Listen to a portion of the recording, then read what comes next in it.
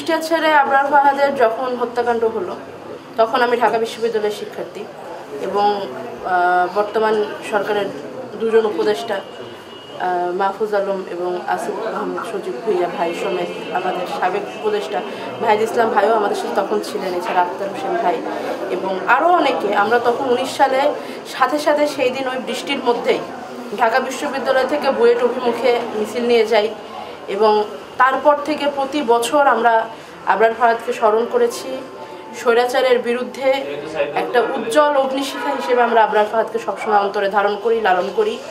আবরার ফাহাদের মৃত্যুবার্ষিকীতে আমরা শোক জানানোর সময় আমাদের ভাইরা গ্রেফতার হয়েছেন, দীর্ঘদিন তারা কারাবন্দী ছিলেন, অত্যাচার সহ্য করেছেন। এখন যখন বাংলাদেশের মাটি স্বৈরাচার মুক্ত হয়েছে, আমরা চেষ্টা করব এই স্বৈরাচার বিরোধী আন্দোলনের প্রথম শহীদ হিসেবে আবরার ফাহাদকে তার যতটুকু সম্মান সেটা পৌঁছে দেওয়ার। তারই সূচনা হিসেবে আমরা আমাদের কুষ্টিয়া জেলাতে আবরার ফাহাদের নামে মসজিদ, লাইব্রেরি এবং স্টেডিয়াম তৈরি করা হয়েছে। আজকের এই লাইব্রেরি উদ্বোধন আমি নিজেকে এর যোগ্য বলেই মনে করি না, আমি মনে করি এটা অনেক পুণ্যের একটা কাজ এবং এই কাজ করার সৌভাগ্য আমার হয়েছে। এর জন্য আমি কুষ্টিয়াবাসীর কাছে কৃতজ্ঞতা প্রকাশ করি। একই সাথে এটাও বলতে চাই যে আবরার ফাহাদ যেমন বলেছিলেন যে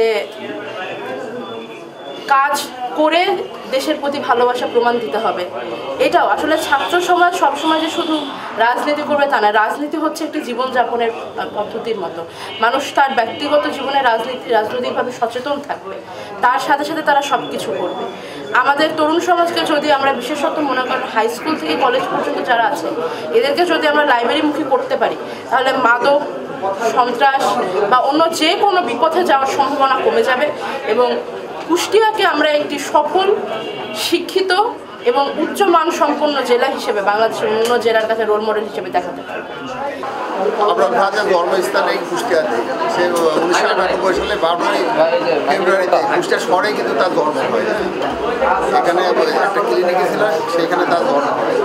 এই এখন আবরার ফাহাদের জন্মস্থানে তার নামে একটা লাইব্রেরি হলে এটা তো আসলে খুবই আনন্দের কথা। আমরা চাই যাতে ভবিষ্যতে এই লাইব্রেরিটা টিকিয়ে থাকে, মানে সেটা সবার কাছে অনুরোধ থাকবে যাতে এটা যেভাবে টিকিয়ে থাকে সেটা যেন ব্যবস্থা করা হয় আছে। আর ছাত্রদের যেটা আমার মেসেজ, আমরা আইসি কিন্তু লেখাপড়া করতে, কাজের ফাঁকে যেন আমাদের লেখাপড়ার কোনো ক্ষতি না হয়, লেখাপড়া করবো এবং কোনো আমরা খারাপ কাজের সাথে যাতে জড়িত না হই, হ্যাঁ, যাতে কেউ খারাপ করতে পারে এটা যেন আমাদের না হয়। এটা আসলে তো এটা চিন্তাই করতে পারিনি এইভাবে মসজিদ উদ্বোধন হবে কিংবা স্টেডিয়াম হবে। এখানে মসজিদটা যেভাবে হয় কোনো ক্রমে ওনাকে উদ্বোধন করাতে পারেছে, এটা অনেকে ভালো লাগছে নিজের কাছ থেকে, মানে সেটা তো ভাষায় প্রকাশ করা যাবে না। শহীদ আবরার ফাহাদ মৃত্যুর আগ পর্যন্ত, শাহাদতের আগ পর্যন্ত একটি নাম ছিল, একটি পরিবার এবং একটি সম্পর্কের মধ্যেই সীমাবদ্ধ ছিল। কিন্তু স্বৈরাচার সরকারের জুলুম এবং নির্যাতনে যখন আবরার ফাহাদ সোচ্চার ভূমিকা পালন করে এবং এক পর্যায়ে তাকে জীবন দিতে হয়, সেদিন থেকে শহীদ আবরার ফাহাদ আর একটি ব্যক্তি নয় বা একটি পরিবারের মধ্যে সীমাবদ্ধ নয়।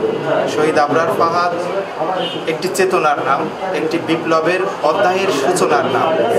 তো সেই চেতনা, সেই বিপ্লবের ইমোশনকে বুকে ধারণ করার জন্য পরবর্তীতে যারাই শিক্ষার দিকে ধাবিত হবে, যারা জ্ঞান অর্জনের দিকে পদক্ষেপ নেবে, ছাত্র সমাজ, তাদেরকে চিরস্মরণীয় করে রাখার জন্য শহীদ আবরার ফাহাদকে আমরা এই উদ্যোগ নিয়েছি।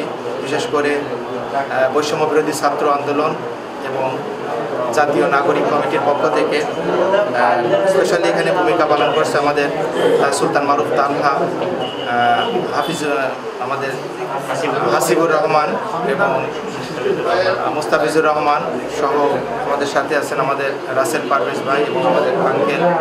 আমরা চেষ্টা করছি যে এটাকে একটা মডেল লাইব্রেরিতে রূপান্তরিত করার, যেখান থেকে আমরা বইয়ের একটা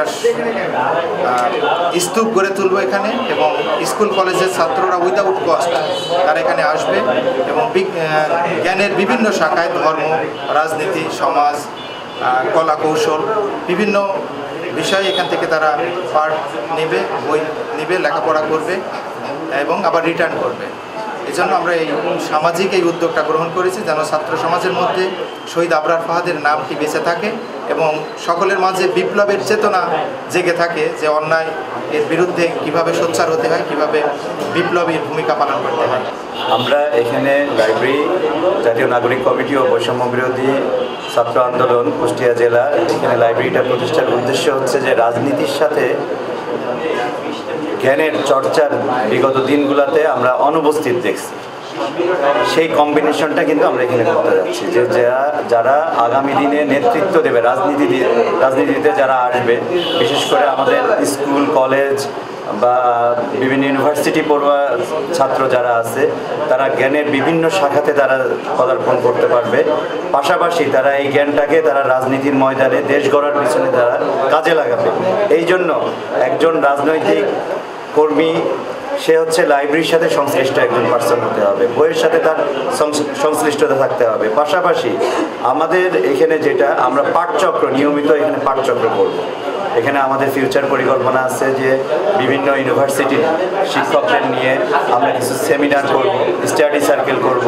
তো এই জন্য এই লক্ষ্যে আমাদের এই লাইব্রেরিটা করা, যাতে আমাদের দেশ সামনে সুন্দরভাবে সুষ্ঠুভাবে গঠন যাতে করতে পারি সেই উদ্দেশ্যে আমাদের এই লাইব্রেরিটা করা। আমাদের বিপ্লবী চেতনার আইডল কিন্তু আপনি নিজেই যেখানে দাঁড়িয়ে আছেন এটা হচ্ছে শহীদ আবরার স্মৃতি গ্রন্থাগার। এখানে হচ্ছে আমাদের পূর্বে যে বিদায়ী যে ফ্যাসিস্ট ছিল তারা ছিল একটি বৃহৎ একটি রাজ্যের তারা অনুগত নতজানু পররাষ্ট্রনীতির কারণে তারা দেখা যাচ্ছে যে তাদের নামে, অর্থাৎ আমি যদি সরাসরি বলি যে ইন্ডিয়ার এগেনস্টে যদি কেউ কোনো কথা বলতো সেই সময় কেউ কথা বলতে পারতো না, সেখানে তাদের সেই কথার এগেনস্টে শহীদ আবরার কিন্তু আমাদেরকে একটা রোল মডেল আকারে নিজের জীবন দিয়ে নিজের প্রাণকে উৎসর্গ করে আমাদেরকে দেখাই দিয়ে গেছে কিভাবে প্রতিবাদ করতে হয় স্বৈরাচারের এগেনস্টে।